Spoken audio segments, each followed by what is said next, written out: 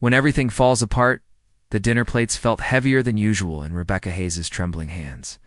She balanced 3 steaming entrees along her left arm, while her right hand clutched the edge of the service counter at the Pearl Room, one of Boston's most exclusive restaurants. The crystal chandeliers cast warm light across white tablecloths, and the gentle murmur of wealthy diners filled the elegant space. At 28 years old, Rebecca had learned to move through this world of luxury with invisible grace. Serving people who spent more on a single meal than she earned in a week, her phone buzzed for the 3rd time in her apron pocket. She knew she should ignore it. Natalie Griffith, the restaurant manager, had made it crystal clear that personal calls during service were grounds for immediate dismissal. But something about the persistent vibration made Rebecca's stomach twist with anxiety. She served the 3 plates to table 7 with her practiced smile, then retreated to the narrow hallway beside the kitchen. The name on her screen made her blood run cold. Children's Memorial Hospital. "This is Rebecca Hayes," she answered, her voice barely above a whisper. "Miss Hayes, this is Dr. Monica Reeves. You need to come to the hospital immediately. Lily's white blood cell count has dropped dangerously low, and we're moving her to intensive care. She's asking for you." The world tilted sideways. Rebecca gripped the wall to steady herself. Lily, her baby sister, the only family she had left in the world. 6 years old and fighting leukemia for the past 8 months. Ever since their parents died in a car accident on a rainy October night. "I'll be there in 20 minutes, Rebecca managed to say before ending the call. She rushed toward Natalie's office, her heart pounding so hard it hurt, through the small window in the door. She could see the manager reviewing reservation books with her typical severe expression. Rebecca knocked urgently. "What is it, Hayes?" Natalie looked up with obvious irritation. "We have a full dining room. I need to leave. My sister is in the hospital. They said it's critical." Natalie's expression didn't soften even slightly. "Hayes, it's Friday night. We're completely booked. Senator Marshall is dining in the main room, and the technology conference has reserved the entire private dining area. I need every server on the floor." "Please," Rebecca heard the desperation in her own voice. "She's only 6 years old. She has leukemia. The hospital just called and said I need to come immediately. I'm telling you that your shift ends at 11. You can go then." Natalie stood up, crossing her arms. "Look, I'm sorry about your situation, but this is a business. If you walk out now, don't bother coming back." Rebecca felt tears burning behind her eyes. This job was everything. It paid more than her gallery assistant position and covered most of Lily's medications that insurance wouldn't handle. Losing it would be catastrophic. But Lily was alone and scared and asking for her. "I have to go," Rebecca said quietly. "I'm sorry." She turned to leave, but Natalie's voice stopped her. "Hayes, if you walk through that door, you're fired. Do you understand? No reference, no final paycheck, nothing. Think very carefully about your choice." Rebecca closed her eyes, thinking of Lily's small hand in hers. The way her sister still slept with the stuffed bunny their mother had given her. There was no choice at all. Then I guess I'm fired. The stranger at table 12, she was pulling off her apron when a deep voice interrupted the confrontation. "Excuse me!" But I couldn't help overhearing. Rebecca and Natalie both turned to find James Callahan standing in the hallway. Rebecca recognized him instantly. Everyone who worked at the Pearl Room knew James Callahan. He dined there twice a week, always alone or with business associates, always at table 12, and always left generous tips. The tech billionaire whose face appeared on magazine covers and business news programs. At 35, he'd built 3 successful companies and had a reputation for being brilliant but intensely private. He was tall, well over 6 feet, with dark hair that fell slightly across his forehead and striking green eyes that seemed to see everything. Tonight, he wore a charcoal suit that probably cost more than Rebecca's monthly rent. "Mr. Callahan," Natalie's entire demeanor changed instantly. "I apologize for the disturbance.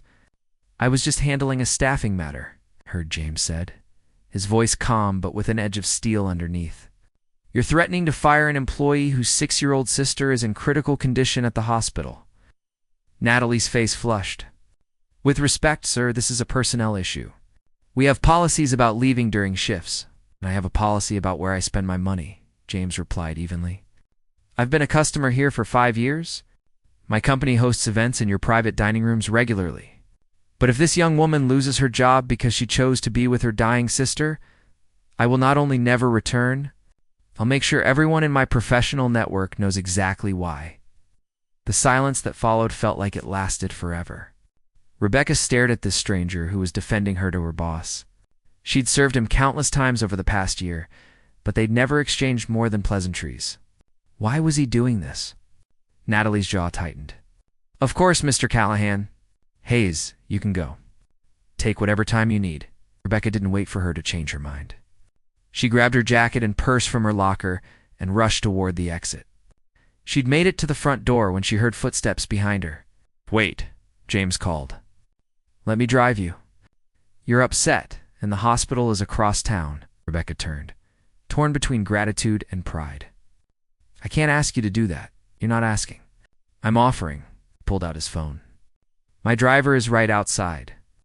You'll get there faster than any taxi, and you won't have to worry about parking.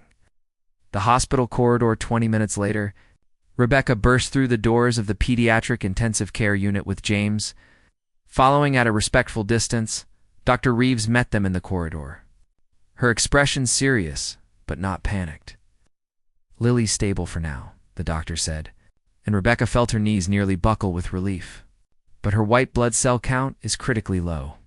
Her immune system can't fight off infections anymore. We need to keep her here under close observation. Can I see her? Of course. She's been asking for you constantly. Dr. Reeves led them to a room where Lily lay in a bed that seemed far too big for her small body. She was pale, her blonde hair thin from chemotherapy, but her face lit up when she saw Rebecca. Becca, she said weakly, using the nickname she'd given her sister years ago. You came. Of course I came, sweetie. Rebecca rushed to the bedside, taking Lily's small hand carefully. I'll always come when you need me. I was scared, Lily whispered. Everything hurt, and I couldn't remember your phone number to call you myself. I'm here now. Rebecca smoothed her sister's hair gently. I'm not going anywhere. It was then that Lily noticed James standing quietly near the door. Who's that? Rebecca had almost forgotten he was there. That's James. He helped me get here quickly. Hi, Lily, James said softly, approaching the bed. I heard you're having a rough day. I have leukemia, Lily stated matter-of-factly, with the blunt honesty of children. That means my blood is sick. I've had it for 243 days. I count them on my calendar. That must be really hard, James said, pulling a chair close to the bed, but not sitting until Lily nodded permission. But you know what I think? I think you're incredibly brave. Sometimes I don't feel brave, Lily admitted. Sometimes I just feel tired and sad. That's okay too. Being brave doesn't mean you're never scared or sad. It means you keep going, even when things are really difficult. Rebecca watched this interaction with growing surprise.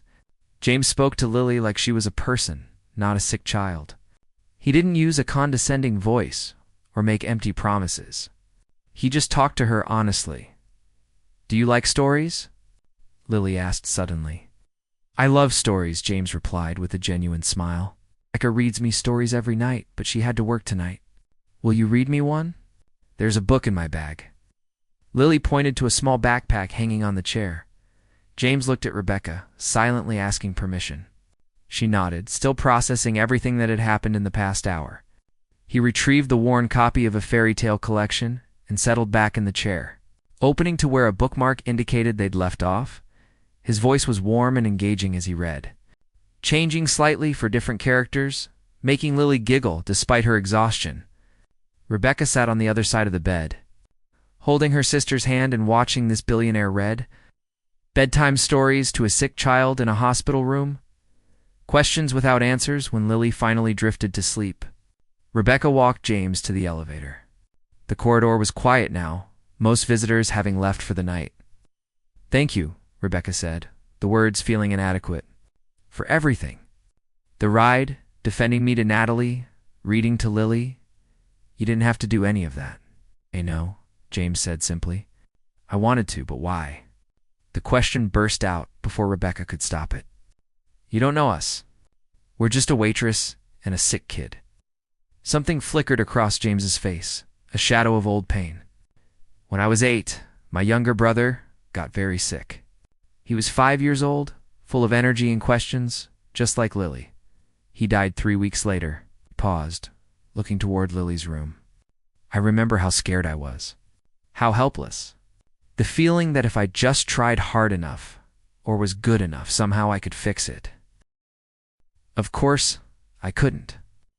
But I've never forgotten what that fear felt like. Rebecca felt her throat tighten. I'm so sorry. It was a long time ago. But when I saw you tonight, desperate to get to your sister, being threatened with losing your job for caring about family, it brought everything back. I just thought I might be able to help this time, even if I couldn't help then. They stood in silence for a moment. The elevator arrived, but James made no move to enter it. How long has Lily been sick? He asked. 8 months. Our parents died in a car accident last October. 3 months later, Lily started getting bruises and feeling tired all the time.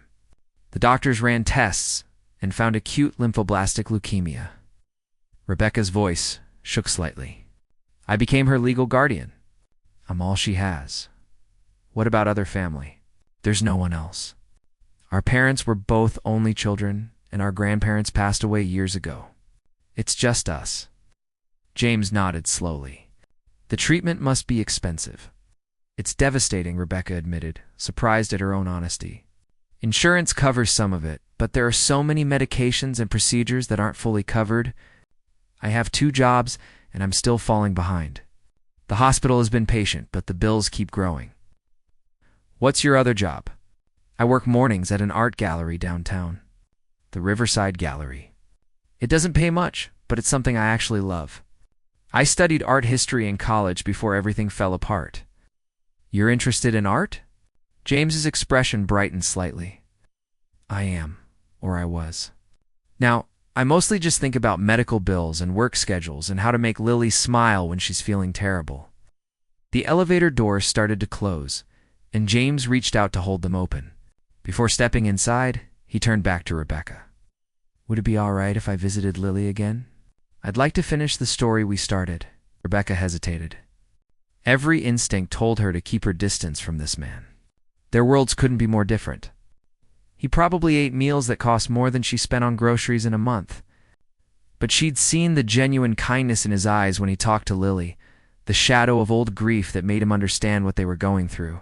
Oh. She'd probably like that, Rebecca said carefully. But I don't want her to get attached to someone who's going to disappear. I won't disappear, James said with quiet certainty. Not unless you ask me to.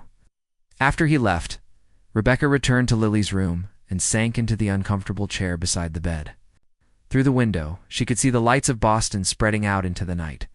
Somewhere out there, James Callahan was returning to whatever wealthy, complicated life he led.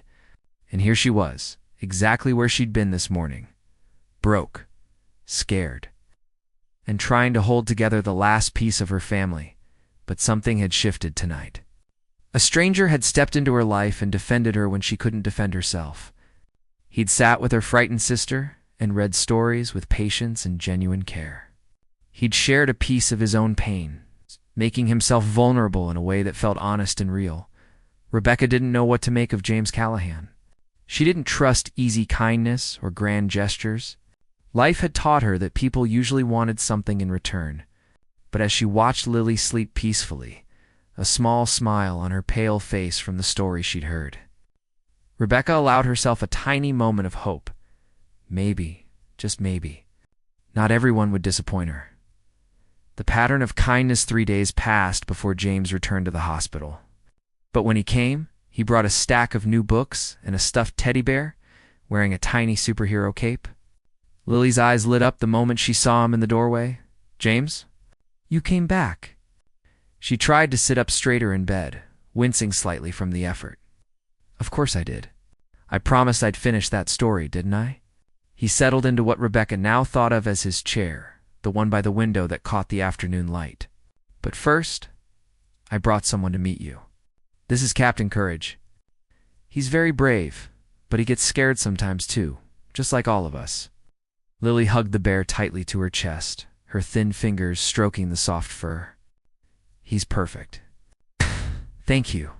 Rebecca stood by the sink, washing out a water pitcher, and watched the interaction carefully. Over the past 3 days, she'd convinced herself that James wouldn't return. That his kindness had been a momentary impulse he'd forget once he returned to his regular life.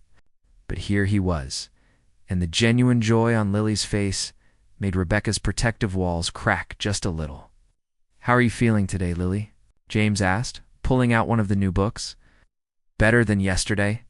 The medicine makes me sleepy, but Dr. Reeves says my numbers are improving a tiny bit." Lily held up her thumb and forefinger pressed close together. "Like this tiny improvements still count," James said seriously. "They add up 2 big changes eventually." He read for nearly an hour, doing different voices for each character that made Lily giggle despite her exhaustion. When her eyes started drooping, he set the book aside and simply sat quietly until she fell asleep. "You're good with her," Rebecca said softly as they walked toward the family lounge down the hall. "Most people don't know how to talk to sick kids. They either treat them like they're fragile and about to break, or they're overly cheerful in this fake way that kids see right through." "I just remember what I wanted when my brother was sick," James replied. "I wanted people to be honest, to not pretend everything was fine when it obviously wasn't. But I also wanted to laugh and think about things other than hospitals and medicine sometimes." They sat on the worn couch in the empty lounge. Through the window, Rebecca could see families coming and going in the parking lot below, each carrying their own burdens of worry and hope. "Can I ask you something?" Rebecca turned to face him. "Why are you really here? And please don't just say it's because of your brother. I believe that's part of it, but this feels like more than just a one-time gesture of kindness." James was quiet for a long moment, his green eyes thoughtful. "The honest answer? I'm not entirely sure myself.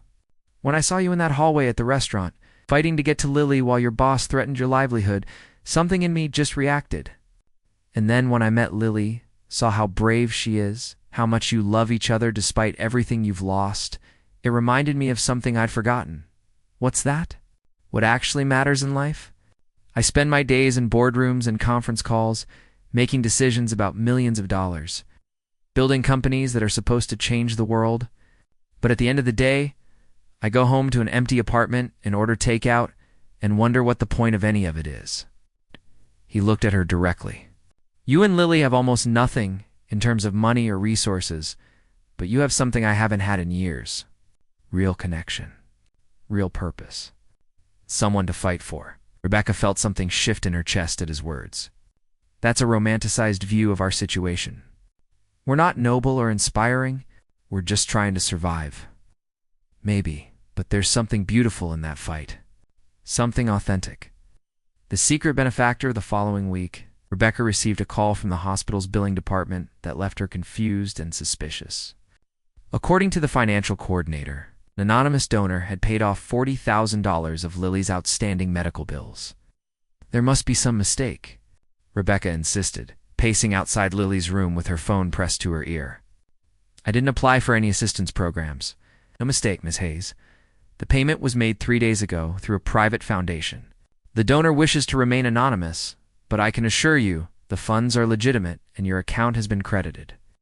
After hanging up, Rebecca stood frozen in the corridor. $40,000. It was an impossible amount of money, and yet someone had simply paid it as if it were nothing. She knew immediately who was responsible. That evening, when James arrived for his now regular visit, Rebecca was waiting for him in the hallway. "Did you pay Lily's medical bills?" she asked without preamble. James's expression didn't change, but something in his eyes confirmed her suspicion before he spoke. "I don't know what you're talking about. Don't lie to me, James. $40,000 was anonymously donated to clear our debt." "That kind of money doesn't just appear from nowhere," he sighed, running a hand through his hair. "Can we talk somewhere more private?" They ended up in the small chapel on the first floor, empty at this hour, except for the soft glow of electric candles. Rebecca sat in the front pew, arms crossed, while James stood near the simple wooden altar. "I did pay it," he admitted. "Through a foundation I set up years ago for situations exactly like this." Families dealing with catastrophic, catastrophic medical expenses who fall through the cracks of the insurance system. You had no right to do that without asking me first. Rebecca's voice was tight with emotion she couldn't quite name. Gratitude mixed with anger, relief tangled with humiliation. Would you have accepted if I'd asked? No. That's why I didn't ask. James turned to face her. Rebecca, I have more money than I could spend in 10 lifetimes. That $40,000 means nothing to me financially, but it means everything to you and Lily. Why would I not help if I can? Because it's not your problem to solve, Rebecca said, hating how her voice cracked. Because accepting that kind of help makes me feel like charity, like I can't take care of my own sister. James sat down beside her, careful to leave space between them. Taking help doesn't make you weak. It makes you smart. You're already working 2 jobs, raising a 6-year-old alone, managing her medical care, and somehow keeping both of you fed and housed. You're one of the strongest people I've ever met. Letting someone help you doesn't change that. You don't understand, Rebecca whispered, tears threatening now. My whole life I've had to prove I could handle things on my own. After our parents died, social services wanted to put Lily in foster care. They said I was too young, too unstable financially, too unprepared to raise a child. I fought for 6 months to become her legal guardian. I had to show them I could provide for her, protect her, give her a good life. If I start accepting handouts now, what does that say about whether I should have custody of her at all? It says you're doing what's best for your sister, which is exactly what any good parent would do. James's voice was gentle but firm. Rebecca, accepting help isn't the same as being unable to care for her. It's recognizing that raising a child with cancer in the American healthcare system is nearly impossible to do alone, no matter how capable you are. They sat in silence for several minutes. Rebecca wanted to stay angry, wanted to maintain her fierce independence. But the truth was that $40,000 changed everything. It meant she didn't have to choose between groceries and medication. It meant she could breathe for the first time in months. Thank you, she finally said quietly. I'm still not entirely comfortable with it. But thank you. You're welcome. James paused, then added, and for what it's worth. I think Lily is incredibly lucky to have you fighting for her. The mother's intervention, 2 weeks later.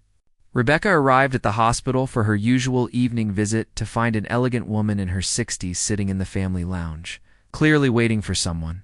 The woman wore a cream-colored suit that probably cost more than Rebecca's car, and her silver hair was styled perfectly. When she saw Rebecca, she stood with the bearing of someone accustomed to command. Rebecca Hayes, I presume. I'm Diane Callahan, James's mother. Rebecca's stomach dropped. This couldn't be good, Mrs. Callahan. What can I do for you? We need to have a conversation about my son. Diane's voice was pleasant, but had an underlying edge of steel. Shall we sit? Rebecca wanted to refuse, wanted to simply walk past this woman to Lily's room. But something in Diane's expression suggested this conversation would happen whether Rebecca cooperated or not. She sat on the edge of the couch, her back straight, preparing for whatever was coming. James has always had a savior complex, Diane began, crossing her legs elegantly. Ever since his brother died, he's been drawn to people and situations where he can play the hero. It's one of his more tiresome qualities. I didn't ask him to help us, Rebecca said defensively.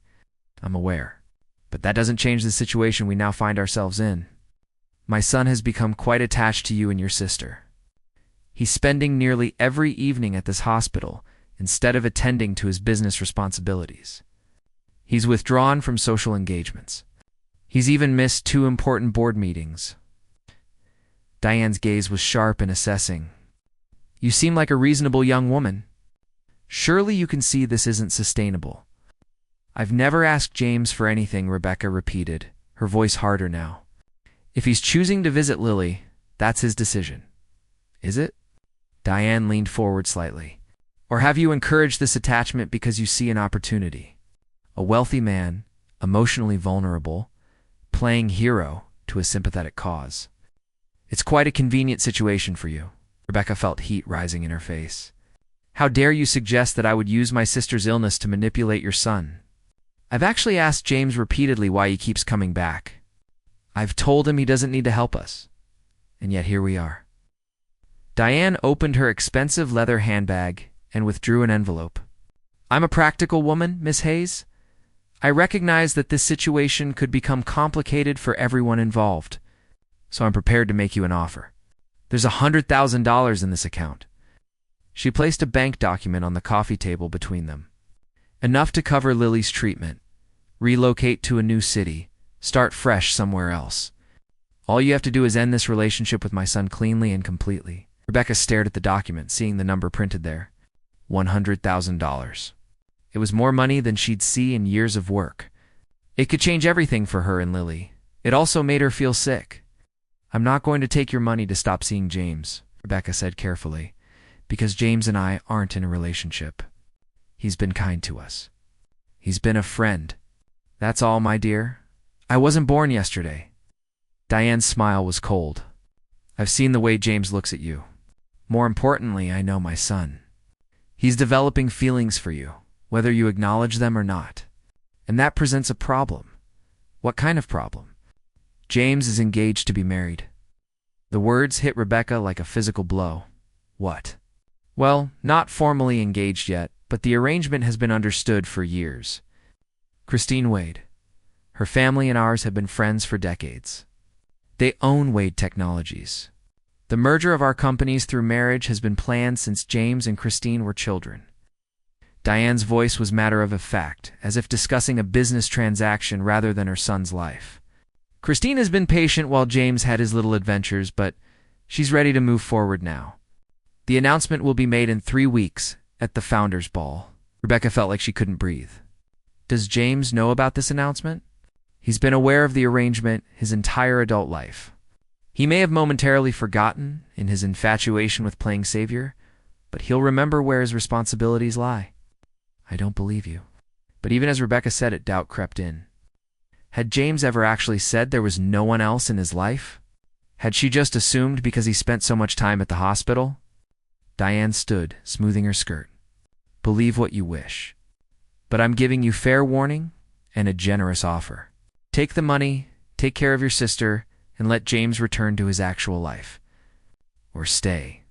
Watch him go through with his real obligations and end up with nothing but a broken heart and the same medical bills you started with. After Diane left, Rebecca sat alone in the lounge for 20 minutes, trying to process everything. The elegant woman's words kept echoing in her mind. James is engaged to be married. The arrangement has been understood for years. When she finally made it to Lily's room, she found James already there, reading another story. He looked up with that warm smile that had become so familiar, and Rebecca's heart twisted painfully. Shh! Hey, you're late tonight. Everything okay? Can we talk? Rebecca's voice sounded strange, even to her own ears. Alone? They left Lily watching a cartoon and walked to the small outdoor courtyard behind the hospital. The evening air was cool, and Rebecca wrapped her arms around herself. More for emotional protection than warmth. Your mother was here, she said, without looking at him. James's expression darkened immediately. What did she say? She told me about Christine Wade. About your engagement announcement in 3 weeks. There is no engagement. James's voice was sharp with frustration. Christine is someone my parents want me to marry for business reasons, but I've never agreed to it. I've told them repeatedly that I won't be part of some arranged marriage. Have you? Rebecca finally looked at him. Or have you just avoided the conversation? James was silent, and that silence told her everything. Your mother also offered me $100,000 to disappear from your life. Rebecca watched his face carefully. She seems to think I'm using you. That I'm some kind of opportunist taking advantage of your savior complex. That's ridiculous, James said immediately. Rebecca, you've never asked me for anything. You've barely even accepted help when I've offered it. But she's not entirely wrong, is she? Rebecca's voice was quieter now. You do have a savior complex. You said so yourself. And I let you keep coming around because Lily loves you and because, honestly, your help has made everything easier. Maybe we've both been using each other in different ways. That's not fair. James stepped closer. What I feel for you isn't about saving anyone. It's about you. The way you fight for your sister. The way you see beauty in art, even when your life is falling apart. The way you make me laugh and challenge my assumptions and make me want to be better than I am. Rebecca felt tears threatening. James, we live in completely different worlds. Your mother's right about that, at least. You have board meetings and business obligations and family expectations. I have 2 jobs and a sick sister and a studio apartment in a neighborhood you probably only see from the highway. This thing between us, whatever it is, it doesn't make sense. Since when does love have to make sense? The word hung in the air between them. Love. James had said it so simply, as if it were obvious, as if it explained everything. You don't love me, Rebecca said, but her voice lacked conviction. You barely know me. I know that you take your coffee black because you got used to it when you couldn't afford cream. I know that you studied art history because your mother used to take you to museums every Sunday.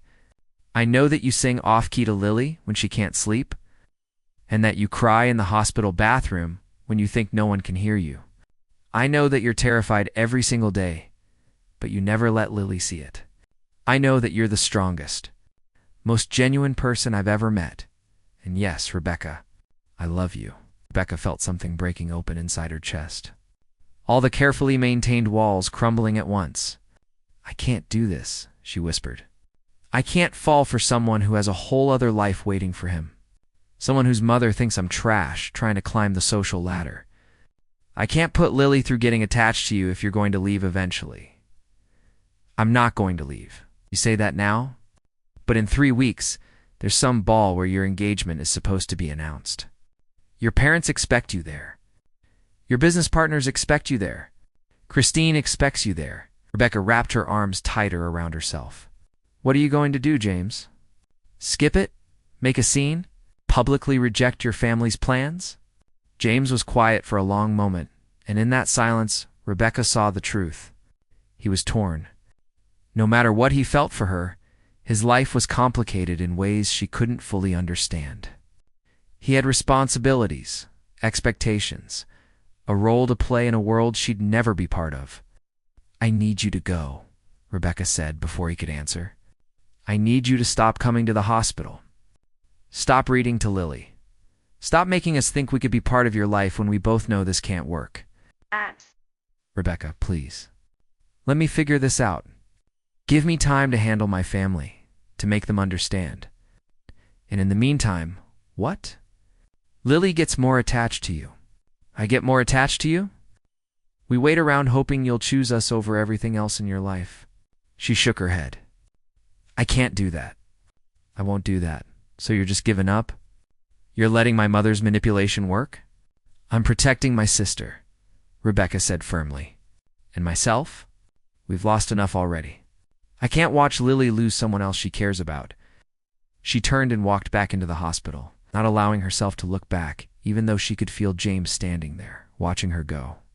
In Lily's room, she found her sister awake and immediately knew something was wrong.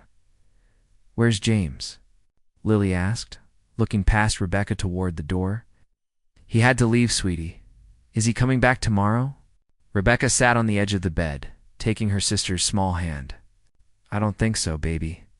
James has been very kind to us, but he has his own life and his own responsibilities. We can't expect him to keep spending all his time here. Lily's face crumpled.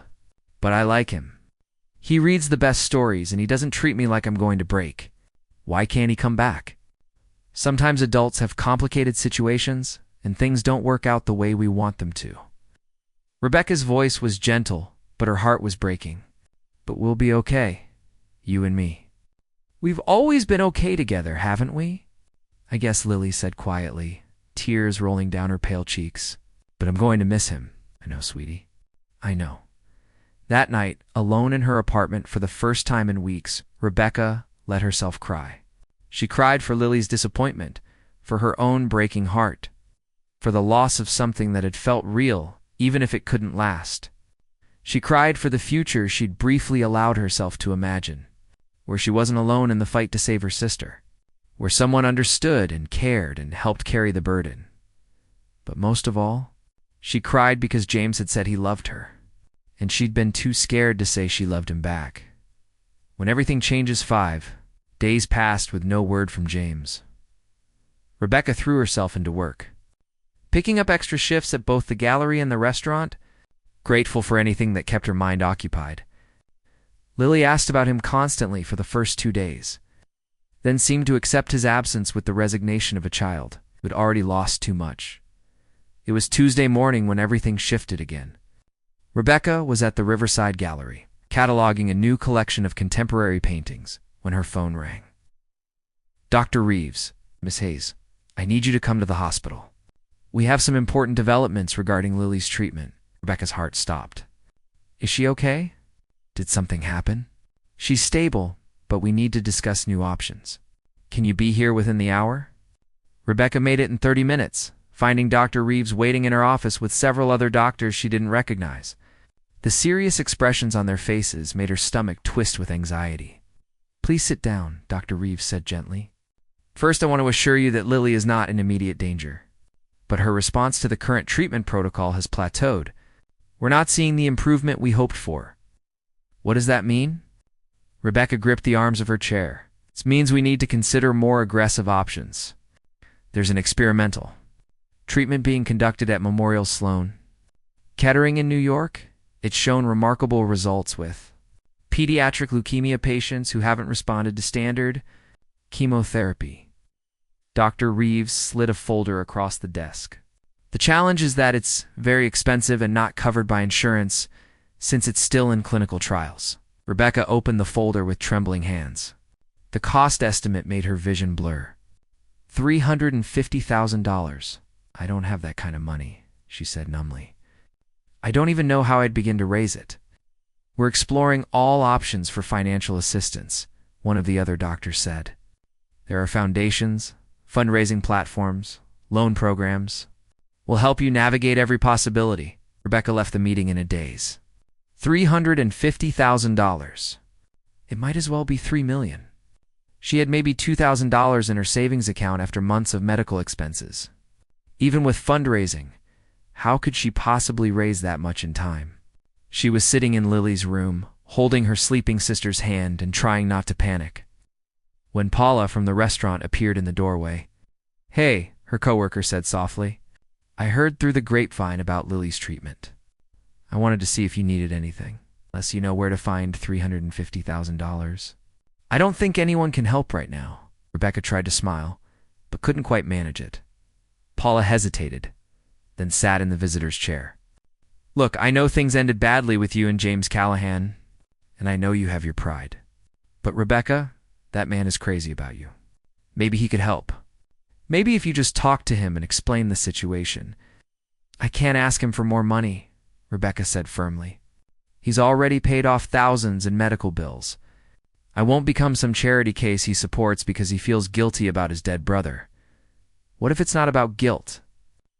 What if he genuinely cares about you and Lily?" Paula leaned forward.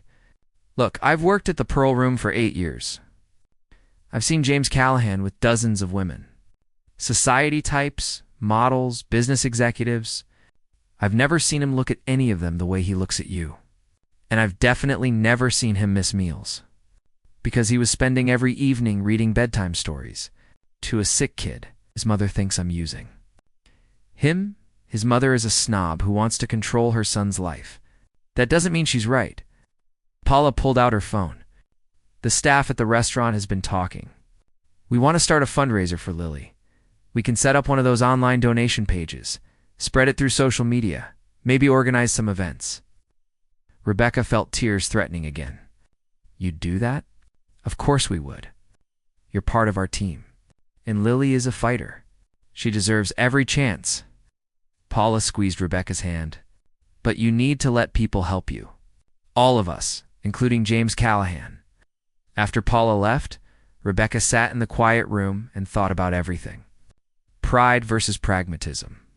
Independence versus accepting help. Her fear of being used versus the reality that Lily needed this treatment. Finally, she pulled out her phone and typed a message before she could talk herself out of it. "I need to talk to you about Lily. Can you meet me?" The response came within seconds. "I'll be there in 20 minutes. The honest conversation they met in the same courtyard where they'd said goodbye 5 days earlier. James looked tired, with shadows under his eyes and his usually perfect hair slightly disheveled. He also looked at Rebecca like she was water in a desert, with an intensity that made her heart race. "How's Lily?" he asked immediately. Rebecca told him everything. About the experimental treatment, the impossible cost, Dr. Reeves's gentle warnings about time being a factor. James listened without interrupting, his expression growing more concerned with each detail. "I'll pay for it," he said the moment she finished. "All of it. Whatever she needs."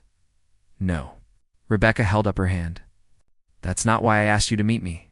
I'm not here to ask you for money, James." "Then why did you call me?" "Because I need to ask you something honestly, and I need you to answer honestly. Even if the truth hurts." Rebecca took a deep breath. "Why do you care so much about us? And please don't just say it's because of your brother. I need to understand what this really is to you. Am I a project? A way to deal with your guilt? Something to rebel against your family with? Because if I'm going to accept your help with this treatment, if I'm going to let you back into Lily's life, I need to know what we actually mean to you." James was quiet for a long moment, his green eyes searching her face. When he finally spoke, his voice was raw with emotion. "After my brother died, I spent years trying to make my parents happy, trying to be perfect enough that they wouldn't have to hurt anymore about losing him. I went to the right schools, joined the family business, dated the right women, said the right things at the right events. And I was miserable. I built a life that looked perfect from the outside, but felt hollow on the inside." He moved closer, close enough that Rebecca could see the exhaustion in his face, the vulnerability he rarely showed. "Then I met you, and you were this person who had every reason to be bitter and broken. But instead, you were fighting with everything you had for someone you loved. You were real in a way no one in my world ever is. You didn't want anything from me except for me to leave you alone so you could handle things yourself," smiled slightly. "Do you have any idea how refreshing that was?" "James, that still sounds like I'm some kind of inspiration or lesson for you. You're not listening." "I'm not explaining this right." He ran his hand through his hair in frustration.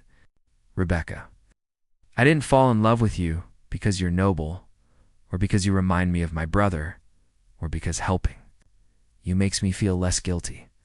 I fell in love with you because when I'm with you and Lily, I feel like myself for the first time in my adult life. I feel like the person I was supposed to become before tragedy and family expectations turned me into someone else." Rebecca felt her carefully maintained walls finally crumbling completely. "Your mother said you're engaged to Christine Wade, that there's an announcement planned?" "There was supposed to be an announcement." James's voice was firm now. Past tense. "I went to my parents 3 days ago and told them I wouldn't be part of their business arrangement. I told them I was in love with someone else. Someone real.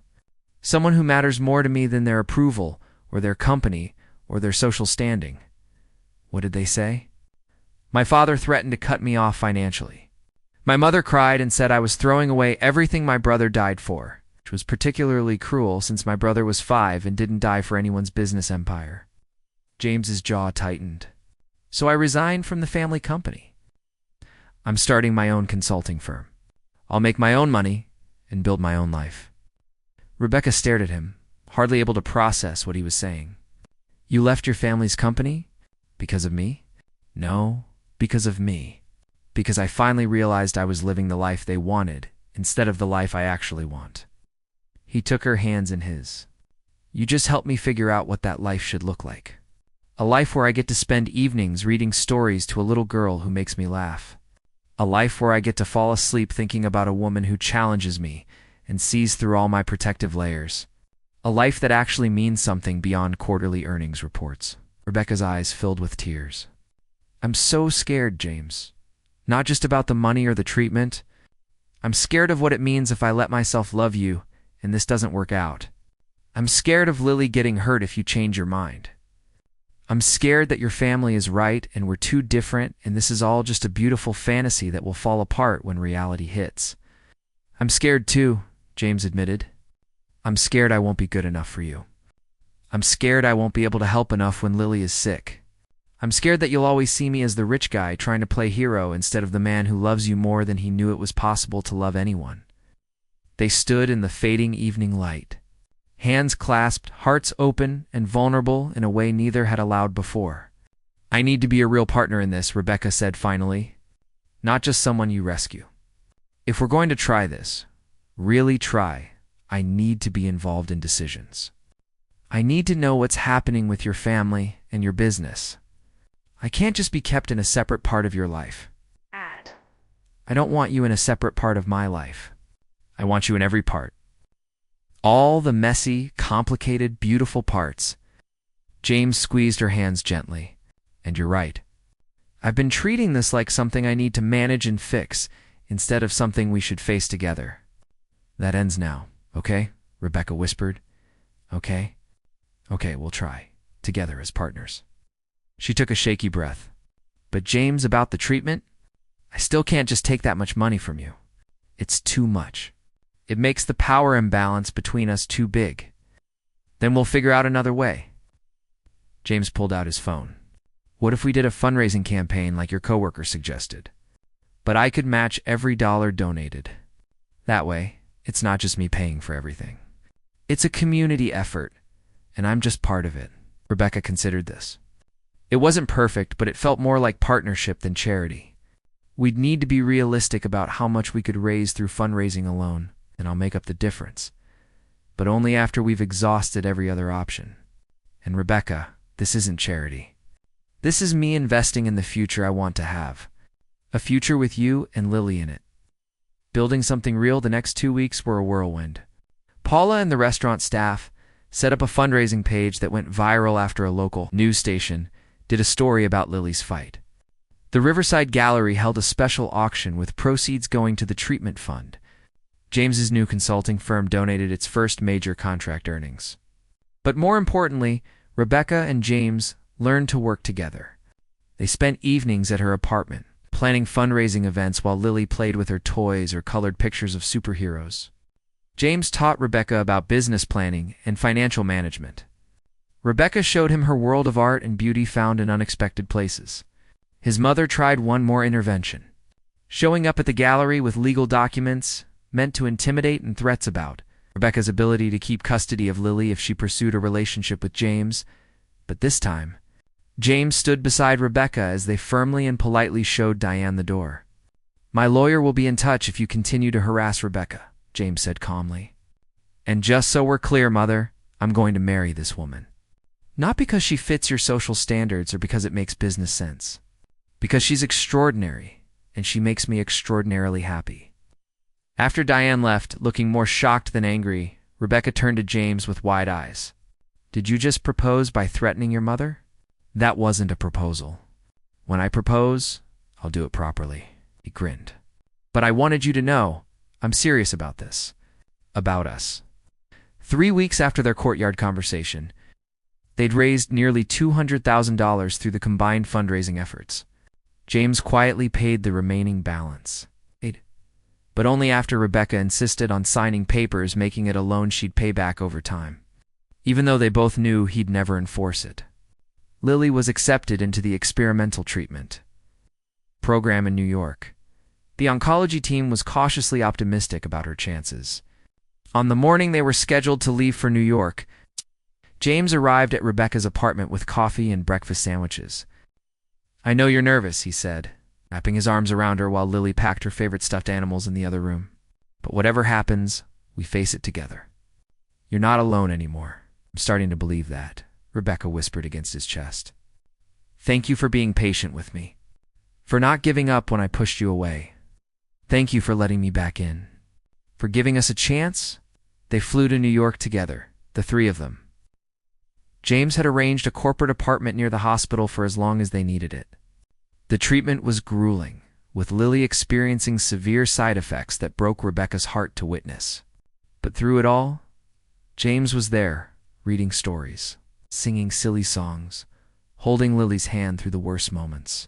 One night, when Lily was finally sleeping after a particularly difficult day, Rebecca and James stood at the window of the hospital room, looking out over the lights of Manhattan.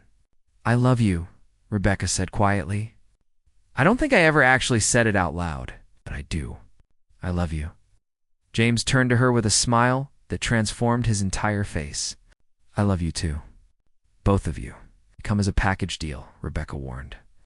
Lily and me, forever. I wouldn't want it any other way. 6 weeks later, Dr. Harrington, the lead researcher on the experimental treatment, called them into her office with news. The treatment was working. Lily's cancer markers were dropping significantly. She wasn't in complete remission yet, but the trajectory was extraordinarily promising. Rebecca cried, overwhelmed with relief and gratitude and joy. James held both her and Lily, this little family they'd built from love and determination,